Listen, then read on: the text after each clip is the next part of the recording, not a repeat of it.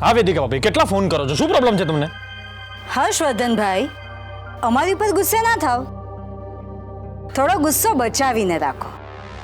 નજીકના ભવિષ્યમાં આ ગુસ્સાની તમને જ બહુ જ જરૂર પડશે. જો ભાભી, હું ઓલરેડી બહુ જ ટેન્શનમાં છું. હા, તો તમારું ટેન્શન વધારવા માટે જ ફોન કર્યો છે. તમારા મોટા ભાઈ દિગ્વિજયસિંહ રાઠોડ, તમે એને મોટા ભાઈનો દરજ્જો આપો છો ને, બહુ માન સન્માન કરો છો. એમનો ગુસ્સો સાતમા આસમાને હોય ત્યારે એમની પત્નીને લાફો મારતા પણ નથી ચૂકતા. એ અમને આ ઘરની બહાર કાઢવાની ધમકી આપે છે. તમારા મોટા ભાઈ કેટલા ખેપાની માણસ છે, એમણે તમારા માટે... બસ ભાભી, હવે છે ને એક પણ શબ્દ નહીં બોલતા. અને મને શરમ આવે છે તમને એકની એક વાત કહેતા. મેં તમને ઘરે પણ કહ્યું હતું ને, અત્યારે પણ કહું છું કે બંધ કરી દો તમારા આ બધા કાવા દાવા. કંટાળી ગયો છું હું તમારાથી. મારે તમારી એક પણ વાત નથી સાંભળવી. હાથ જોડું છું તમને, પ્લીઝ. અરે અરે પણ તમારા કામની વાત છે.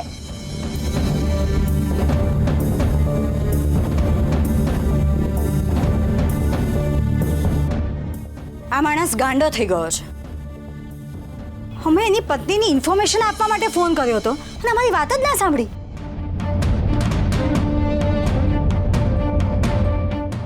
અરે હા, બરાબર છે.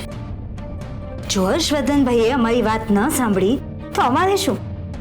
અમે તો ઈચ્છીએ જ છીએ કે અમારા દિયર દેરાણી આ ઘરમાં પાછા જ ન ફરે. અમે ઉશ્કેરાટમાં હર્ષવર્ધનભાઈને ખબર આપવા ફોન તો કરી દીધો.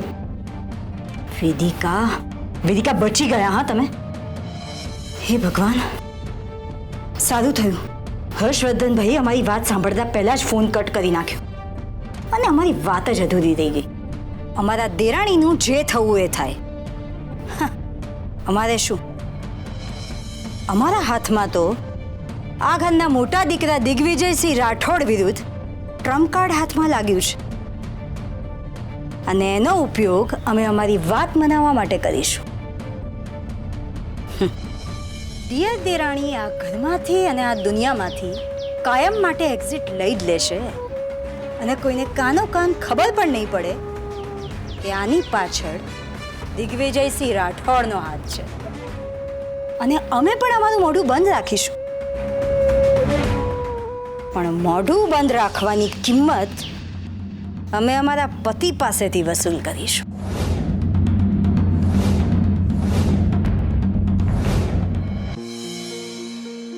વિક્રમ, તને તો હું છોડીશ નહીં. તારી દીકરી કેસર માટે જે રીતે તું મારા પગે પડીને ભીખ માંગતો હતો ને, એમ હવે તું તારી જિંદગી માટે ભીખ માંગીશ.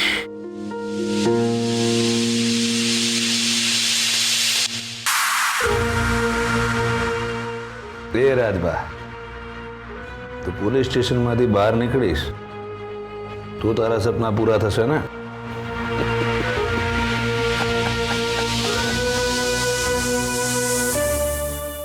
વિક્રમ બહુ સારી રીતે જાણે છે કે તારી દીકરી કેસરને મેં કિડનેપ કરી જ નથી. પછી પોલીસ સ્ટેશનમાં કેવી રીતે રહીશ? હા,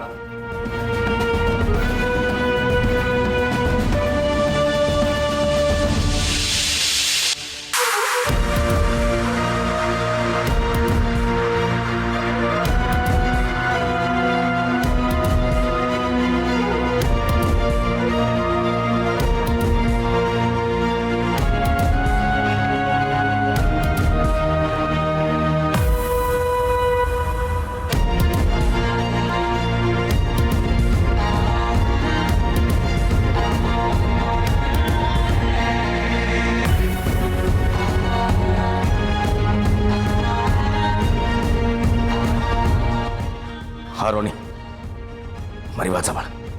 અરે એ છોકરીને કોને કિડનેપ કરી છે ને કોને નહીં એ બધું છોડ. અત્યારે મને ફસાવવામાં આવી રહ્યો છે. હા, અરે એ જે કોઈ હશે એને પછી જોઈ લઈશું આપણે. તું મારી વાત અત્યારે ત્યાંથી સાંભળ. અત્યારે મને અહીંથી પોલીસ સ્ટેશન લઈ જવામાં આવશે. હા, તું આપણા માણસોને તૈયાર રાખજે. આજે રાત્રે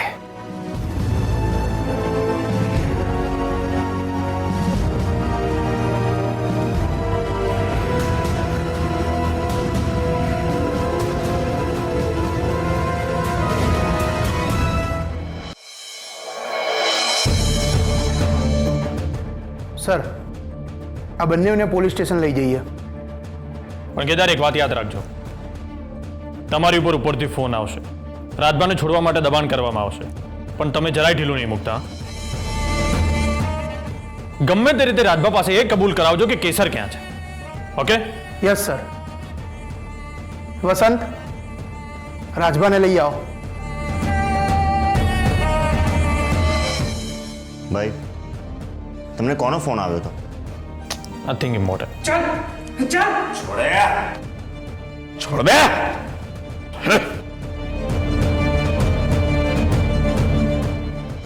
ઇન્સ્પેક્ટર, આ ઠીક નથી કરી રહ્યો મને પકડીને. કોઈ પણ જાતના પુરાવા વગર મને પકડીને બહુ મોટી ભૂલ કરી રહ્યો છે તું. પુરાવો છે રાજભા,